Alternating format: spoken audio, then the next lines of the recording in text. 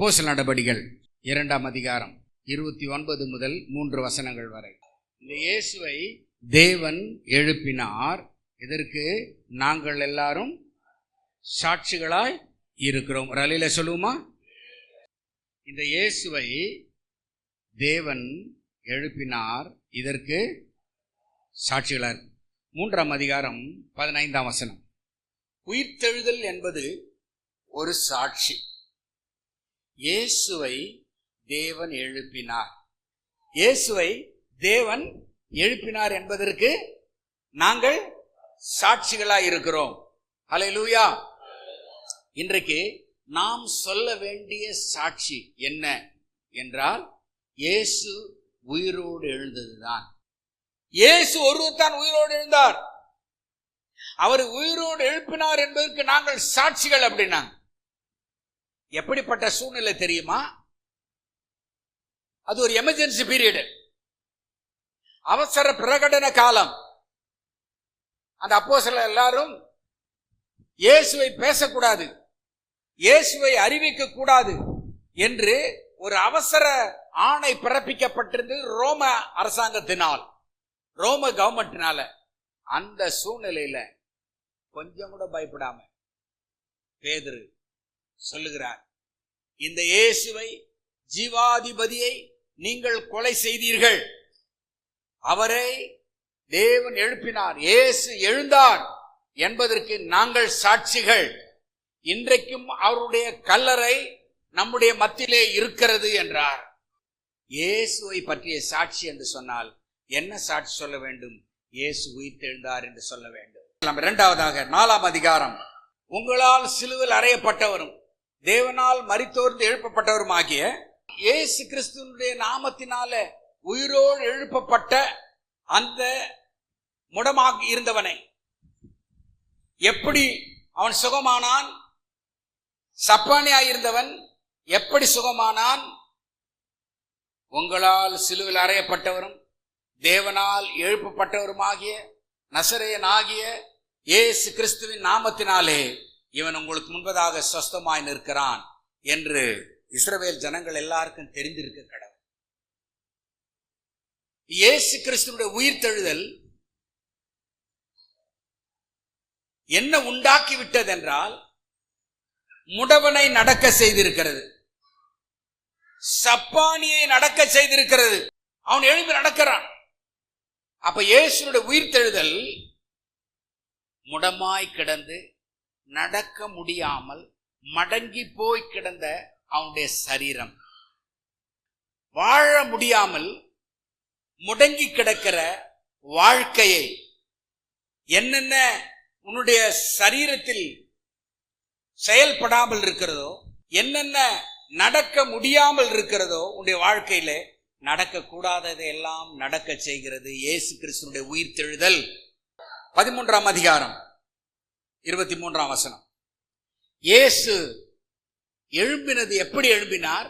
இரட்சகராக எழும்பினார். இயேசு கிறிஸ்து உயிர்த்தெழுதல் ஒரு ரட்சிப்பு. இயேசுடைய உயிர்த்தெழுதல் ஒரு சாட்சி. முதலாவது, இயேசுடைய உயிர்த்தெழுதல் என்னது? ஒரு சாட்சி. இரண்டாவது, இயேசுடைய உயிர்த்தெழுதல் என்றால் என்ன? வாழ வைத்தல் அல்லது சுகமளித்தல். மூன்றாவது, இயேசுடைய உயிர்த்தெழுதல் ஒரு ரட்சிப்பு. இயேசு உயிர்த்தெழாவிட்டால் ரட்சிப்பு கிடையாது.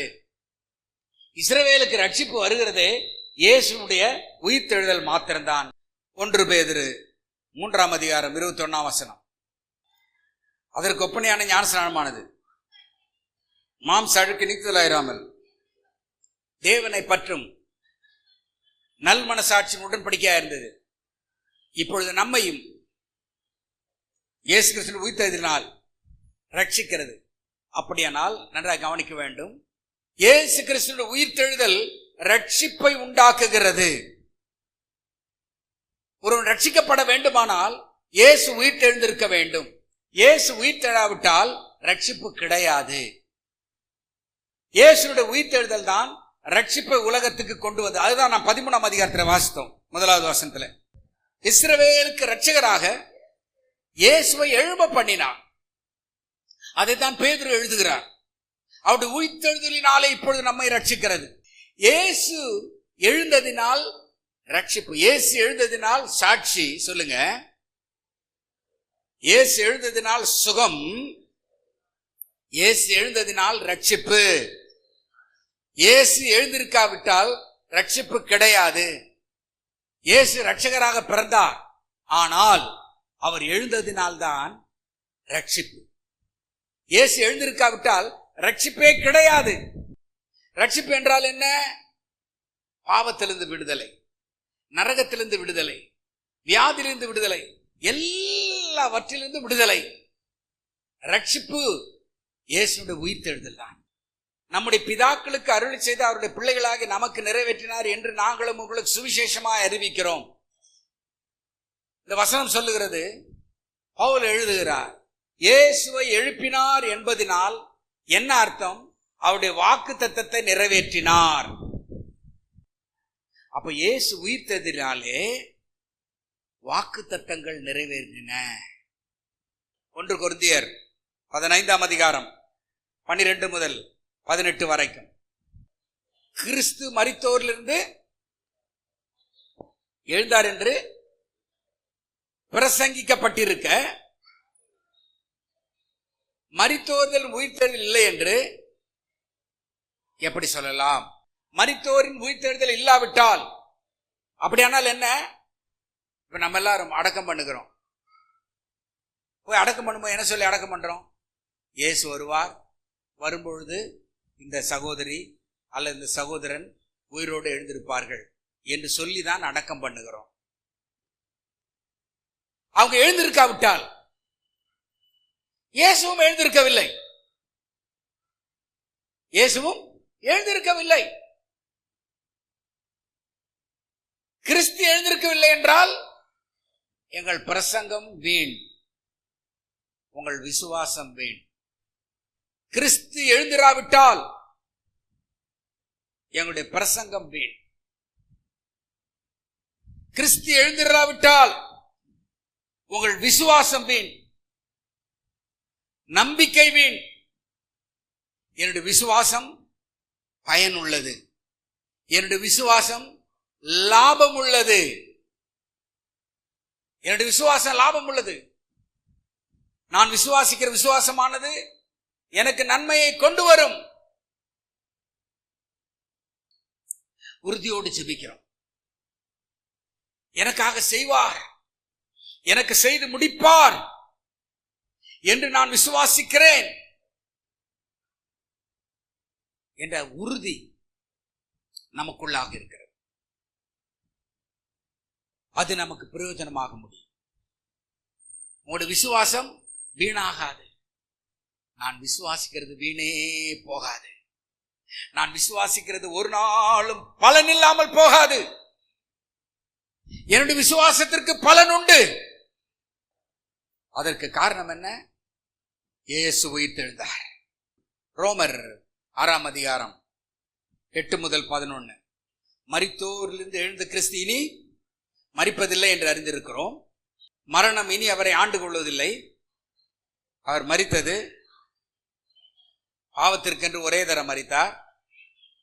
அவர் பிழைத்திருக்கிறது, தேவனுக்கென்று பிழைத்திருக்கிறார். இயேசு இன்னொரு தடவை மரிக்க போகிறதில்லை. இயேசுவை மரணம் ஆண்டு கொள்ள போகிறதில்லை. ஆண்டு கொள்ள போகிறது என்றால் என்ன? இயேசுவை ஆளுகை செய்வது. மரணம் இயேசுவை இனி ஆள முடியாது. மரணம் என்றால் என்ன? ஒன்றை விட்டு ஒன்று பிரிதல், உடலை விட்டு உயிர் பிரிதல். அதுக்கு பேர் தான் மரணம். எனக்கு இனி மரணம் இல்லை. என்னிலிருந்து இயேசுவை பிரிக்க முடியாது. மரணம் ஆண்டு கொள்ள முடியாது இயேசுவை.